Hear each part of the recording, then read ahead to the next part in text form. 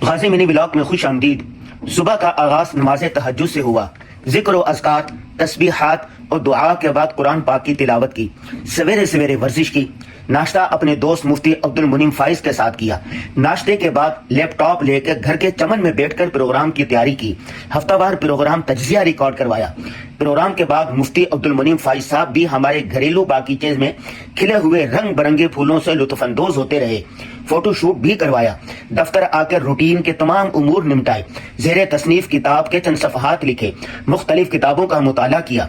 یہ I T کے ماہر ڈاکٹر جاوید غنی صاحب ہیں جو ہمیں 40 دن تبلیغی جماعت میں جانے کی پرخلوص دعوت دے رہے ہیں۔ سے روزہ لگانے کا ہم نے وعدہ کر لیا ہے۔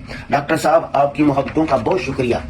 یہ ہمارے دوست حافظ سلمان ایڈوکیٹ صاحب ہیں، یہ ہمیں لاہور آنے کی پرخلوص دعوت دے رہے ہیں۔ ہم نے وعدہ کر لیا ہے کہ ان قریب لاہور کا وزٹ ہوگا۔ شام کو اپنے یوٹیوب چینل کے لیے ویڈیو ریکارڈ کروانے سے پہلے نئے سیٹ کا جائزہ لیا۔ بہت جلد آپ ایک نیا سلسلہ ملاحظہ کر سکیں گے۔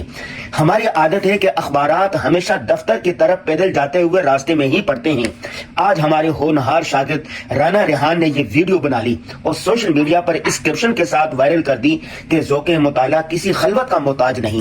بہت شکریہ رانا جی۔